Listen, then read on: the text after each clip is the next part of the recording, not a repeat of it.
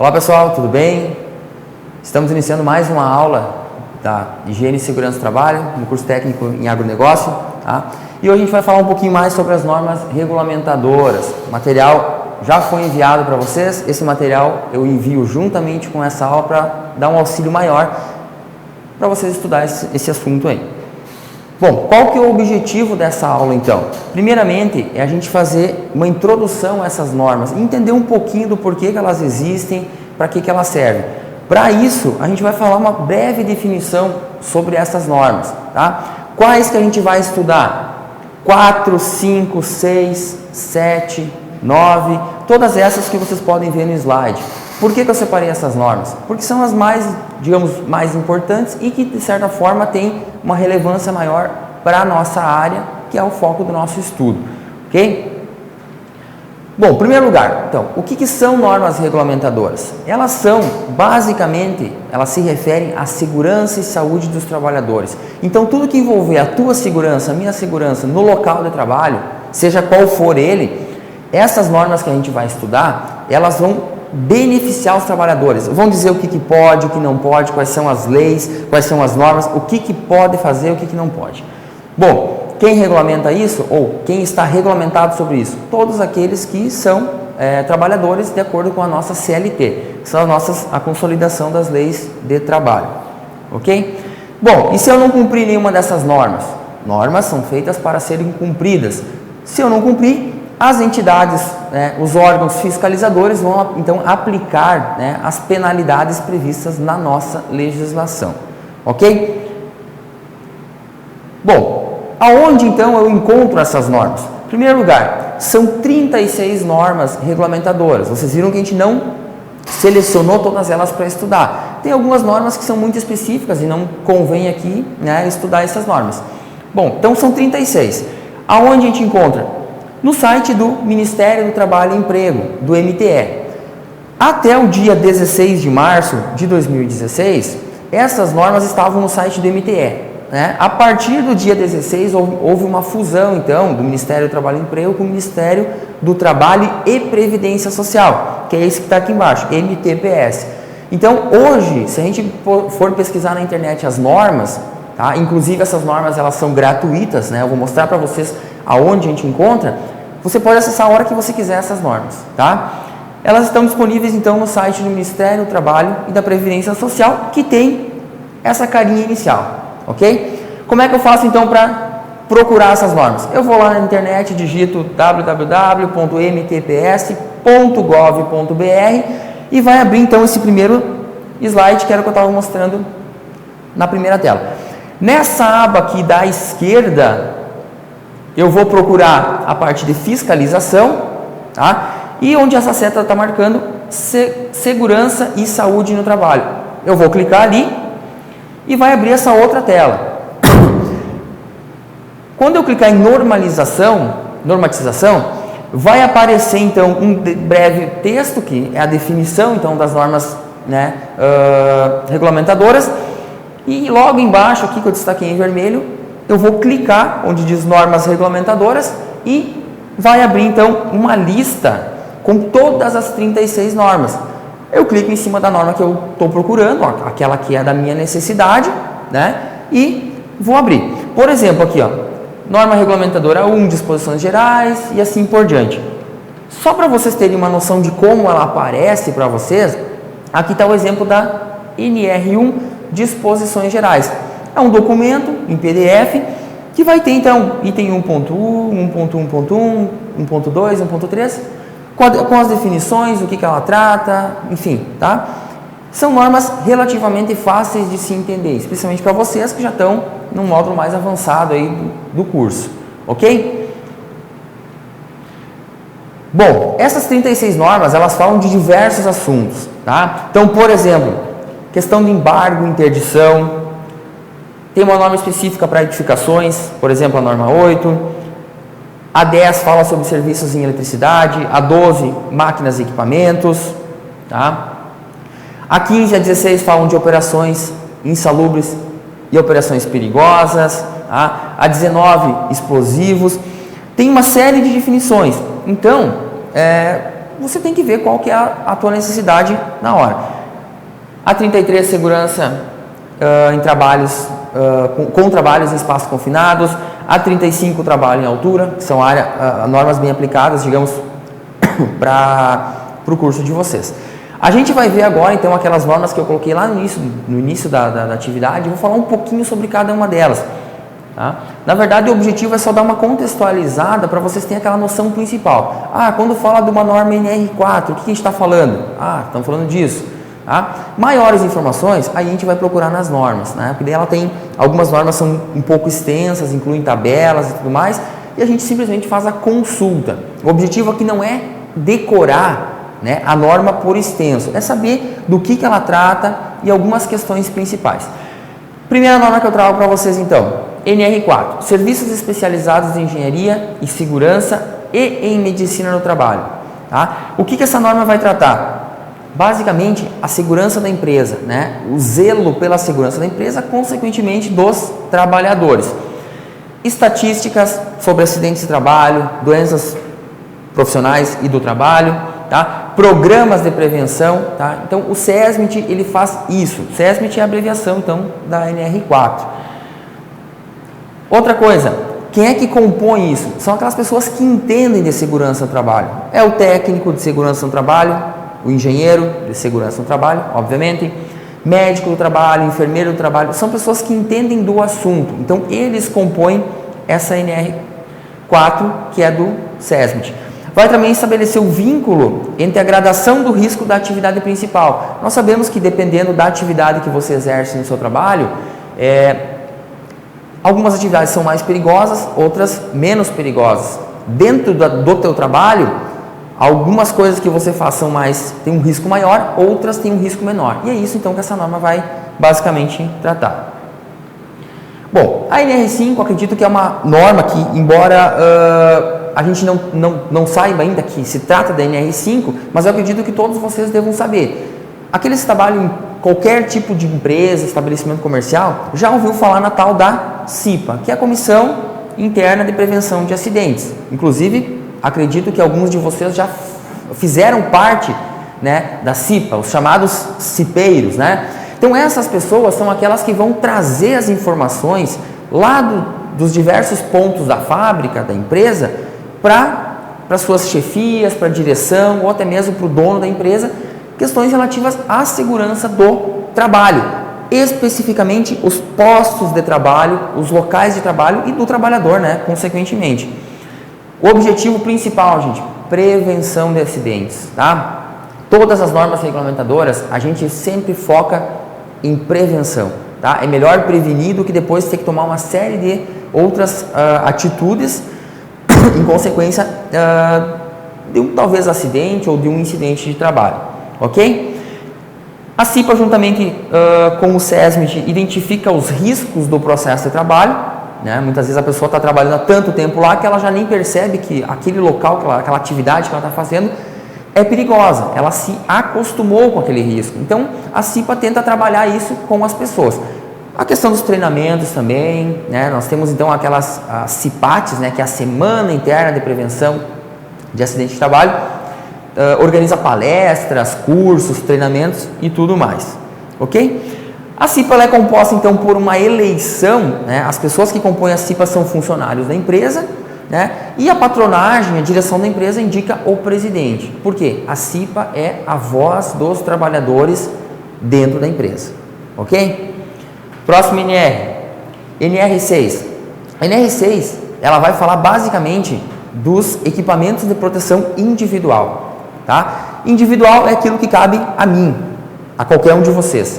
Então, o EPI, ele é para ser usado individualmente, não é para ser compartilhado. Cada um de vocês tem que ter e usar o seu equipamento de proteção individual. Tá? Se alguém esqueceu, bom, ele vai ter que providenciar um outro. Isso é pessoal. E eu sempre falo, gente, nas minhas aulas de segurança do trabalho, quem é que cuida da tua segurança? Quem é o maior interessado na tua segurança? É você mesmo. Então, você tem que proporcionar que comece o dia trabalhando de forma inteira, integral, íntegra e no final continue da mesma forma, tá? Um detalhe aqui da NR6, todos os equipamentos de proteção, seja um óculos, uma luva, uma máscara, um protetor auricular, eles têm que ter o chamado CA, é o certificado de aprovação. É esse númerozinho que tem aqui, ou no caso dessa luva, aonde consta um registro de aprovação. Não é qualquer equipamento de proteção individual que eu possa utilizar. Ele tem que ser certificado. Por quê? Para garantir que ele vai cumprir a função que ele foi estabelecido. Quem é que tem que fornecer os equipamentos, pessoal? A empresa. É obrigação da empresa fornecer os equipamentos que você precisa. Ah, mas eu não sei que equipamento eu preciso. A empresa tem que saber disso. Ela tem que ir atrás e definir para cada função qual o EPI ou quais os EPIs que você tem que utilizar. Tem que fornecer o equipamento, tem que dar treinamento e, principal, cobrar a utilização. E o trabalhador, então, tem que cuidar, né, zelar pelo equipamento, pelo EPI que ele recebeu, né, fazer a limpeza, a higienização e utilizar da maneira correta, não de qualquer forma, ok? Próxima NR, NR7, Programa de Saúde Médico de Saúde Ocupacional, que é o PCMSO. O que isso vai falar? Em primeiro lugar, ele é obrigatório na empresa, ele é um programa que as empresas têm que criar e manter ao longo das suas atividades. O principal objetivo é a promoção e preservação da saúde dos trabalhadores. Então ele também vai trabalhar junto com a CIPA, junto com o SESMIT, são órgãos que vão trabalhar juntos, tá?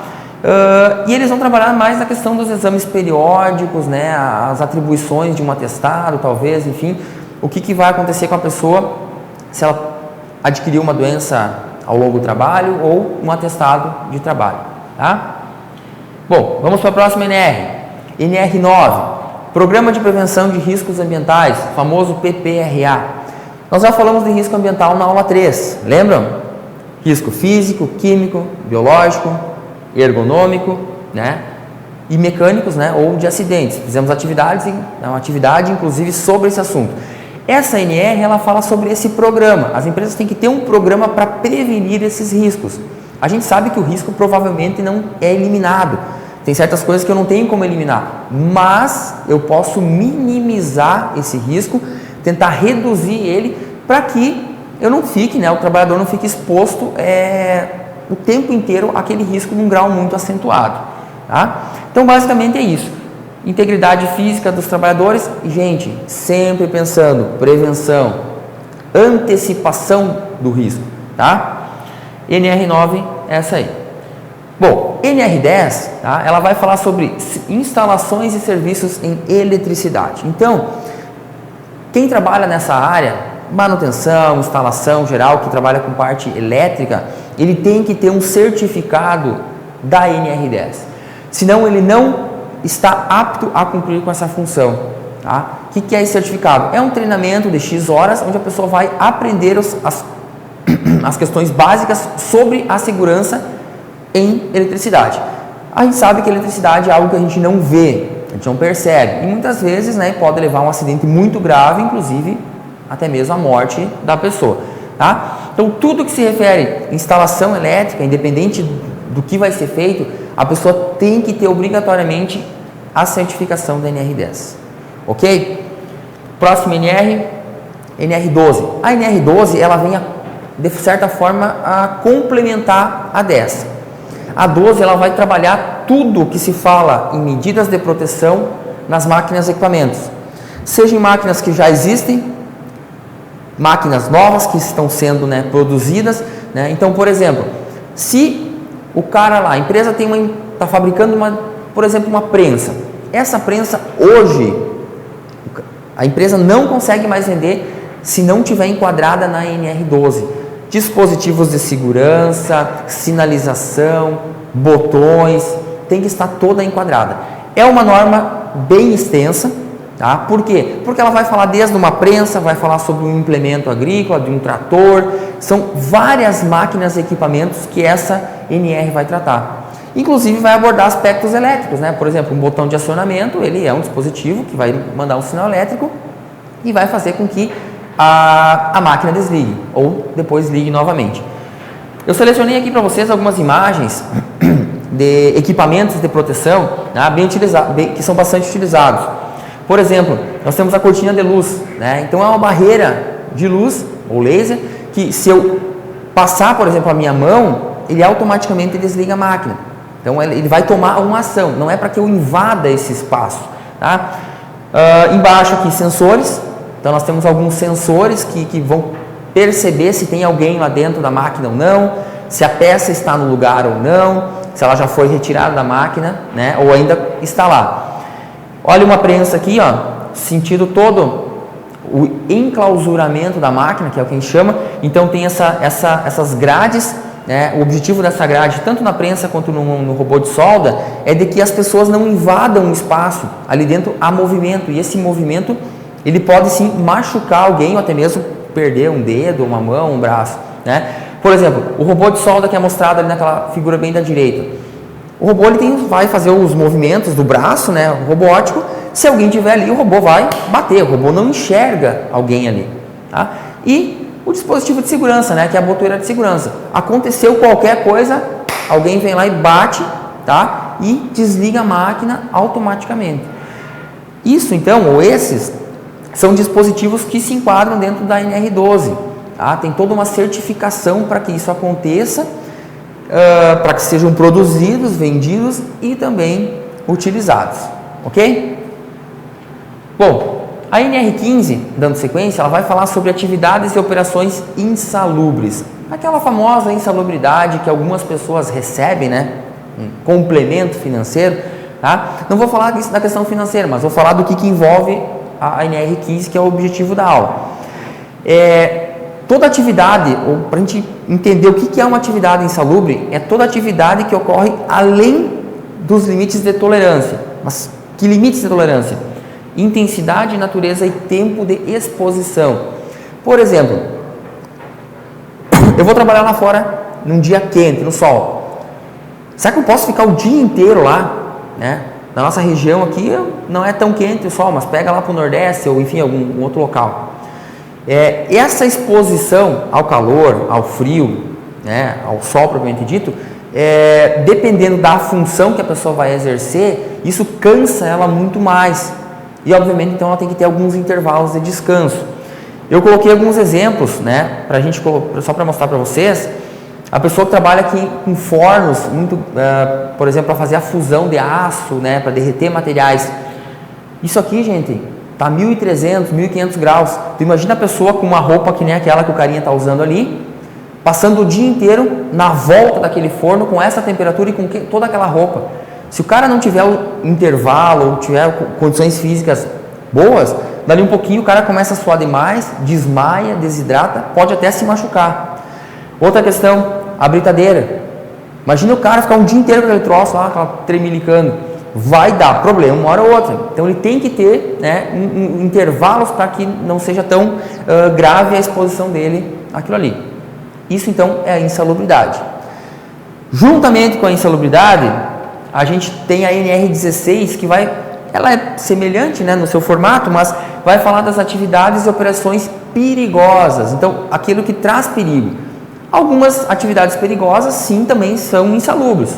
Pode acontecer, não é necessariamente que vai acontecer, mas pode, tá?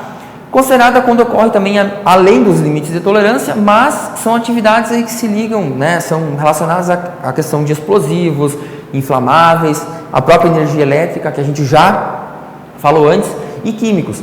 São problemas e perigos que o fato de eu estar próximo é perigoso. Vamos pensar alguém que trabalha, por exemplo, num posto de combustível. Você está o tempo inteiro com diesel, álcool, gasolina, são líquidos que são altamente inflamáveis, têm um poder de explosão muito grande, então você sim está diretamente exposto àquele risco. Por exemplo, o pessoal que faz manutenção em redes elétricas, também muito perigoso, principalmente as redes de alta tensão, que eles fazem a manutenção com a energia cruzando ali, não tem como desligar a alta tensão. Não tem como você desligar uma cidade inteira para fazer um reparo. Eles têm que fazer o reparo com a rede funcionando mesmo. Então, o perigo que envolve ali, a periculosidade é muito alto. Tá? Tanto a NR15 quanto a 16, né, eles vão depender de perícia. Quem é que faz essa perícia? o médico do trabalho, o engenheiro de segurança do trabalho vai fazer isso e vai verificar se há a necessidade ou não de adicionar então a periculosidade e a insalubridade, ok?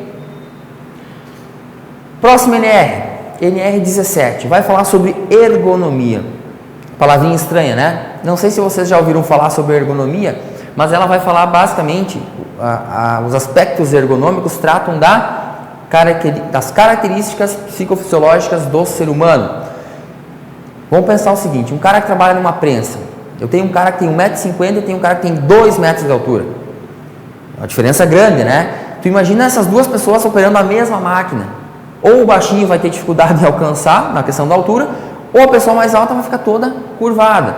Então eu tenho que criar mecanismos de que eu tenho uma certa igualdade nos trabalhos. Por exemplo, levantamento de pesos, né? O cara vai toda hora, baixa e levanta uma caixa. Isso vai gerar uma lesão na coluna dele. Postura incorreta quando você senta numa cadeira e trabalha 8 horas seguidas na frente do computador, né? Se você ficar com a coluna torta, você vai ter dor de cabeça, dor na coluna, dor nos olhos, pode também gerar alguns problemas de saúde, tá? Então, vai trabalhar a questão do conforto, a segurança e do desempenho.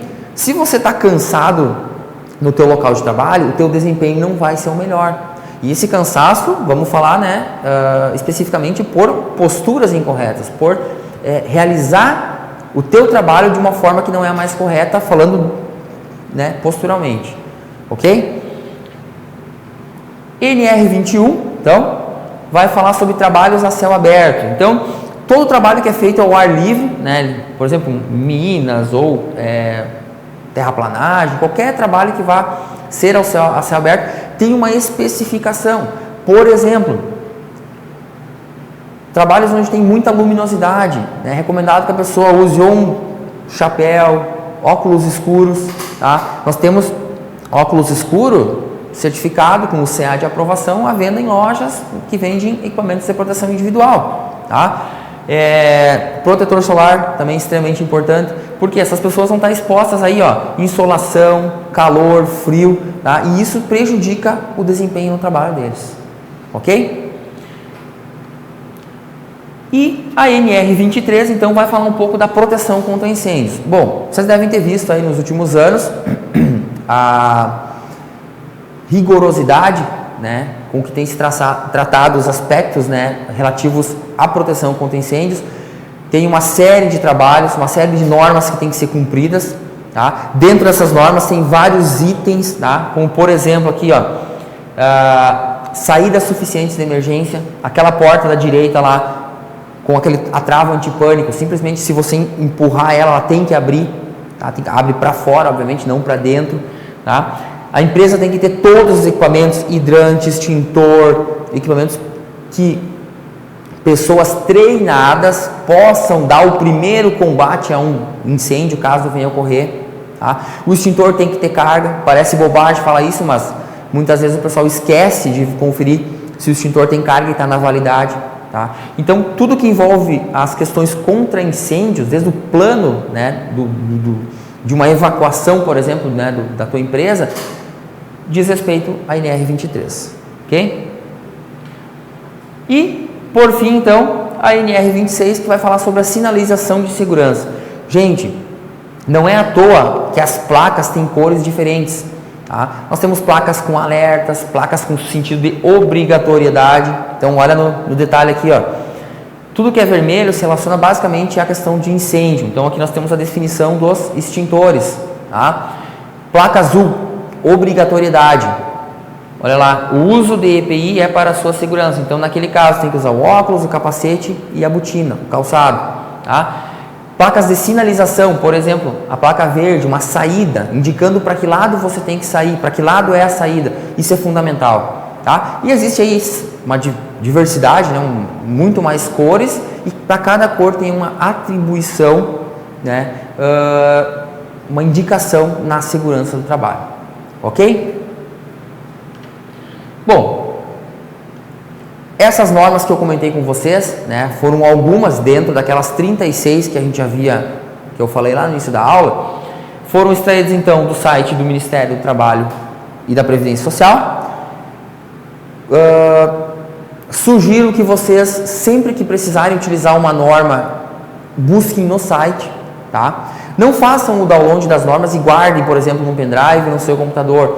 Por quê? Porque de repente essa norma ela sofreu uma alteração, uma nova adequação, né? Surgiu alguma coisa a mais, e se você tiver com ela salva no teu computador, você não vai saber dessa adequação. Simplesmente entra no site do Ministério do Trabalho, tá? E baixa a norma na hora que você precisar. Bom, o outro material que eu mandei para vocês, que já está disponível lá no nosso portal, é um resumo que fala das 36 NRs. Então, esse resumo já está disponível. Ele vai falar mais ou menos isso que eu já estou trazendo para vocês. Tranquilo? Por hoje é isso. Um bom estudo.